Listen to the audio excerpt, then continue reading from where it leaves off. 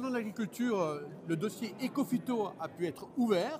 On est déjà dans la modification des indicateurs, mais visiblement l'objectif d'une réduction quantitative reste de mise.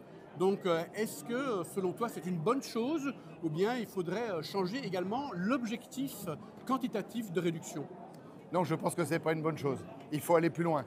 D'abord, premièrement, on ne peut pas modifier l'indicateur en passant du NODU au HRI, c'est-à-dire l'indicateur européen, qui a un avantage par rapport au NODU, c'est de prendre la dangerosité du produit en compte, tout en conservant le NODU en même temps.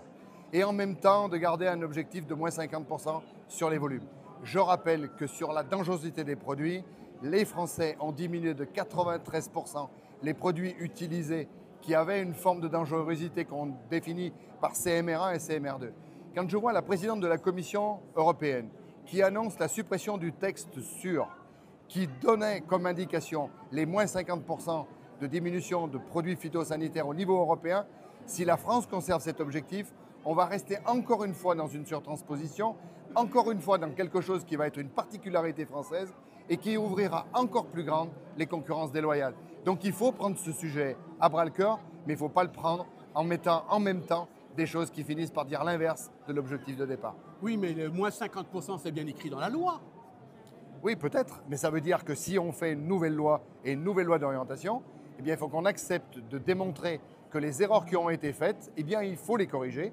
Et rien de mieux que pour corriger une erreur que de le modifier par la loi. Et est-ce qu'il y aurait un autre objectif qu'on pourrait mettre à la place? Je pense qu'il y a plein d'objectifs qu'on pourrait mettre. Le meilleur des objectifs, c'est de ne pas surtransposer les textes. Et donc, ça veut dire ne pas mettre des contraintes supplémentaires. Si on veut garantir notre souveraineté alimentaire, il faut qu'on se donne les mêmes moyens de production que ceux qui sont nos concurrents. Quand à chaque fois on surtranspose, à chaque fois on ouvre les portes des importations, on met les filières dans l'impasse et on tue nos productions. Donc la réalité, c'est de trouver des index ou des indices qui nous permettent de remettre en évidence quelles sont les politiques qu'on met en place, pour quels résultats et dans quel temps, pour retrouver une capacité de souveraineté mesurable.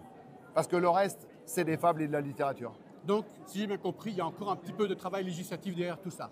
Oui, il y a beaucoup de travail législatif, mais attention Gilles, la crainte que j'ai, c'est que le gouvernement se défausse et ne fasse pas de projet de loi d'orientation agricole, se saisissent de ce qu'ils ont annoncé, c'est-à-dire une loi Egalim 4, au même titre qu'on a connu sur la loi Egalim 1, c'est-à-dire un titre 1 qui va réglementer encore un peu plus les relations commerciales et un titre 2 qui va être la discussion du commerce et qui ne va pas prendre en compte la réalité des demandes des agriculteurs de façon à ce que le gouvernement puisse maîtriser les amendements que nous pourrions faire passer et maîtriser ce que nous pourrions faire passer, qui sont les vraies réponses à la problématique agricole actuelle qu'ils ne veulent pas accepter. Ok, écoute, on va suivre ça avec beaucoup d'intérêt dans les prochaines semaines. Merci Gilles. Laurent.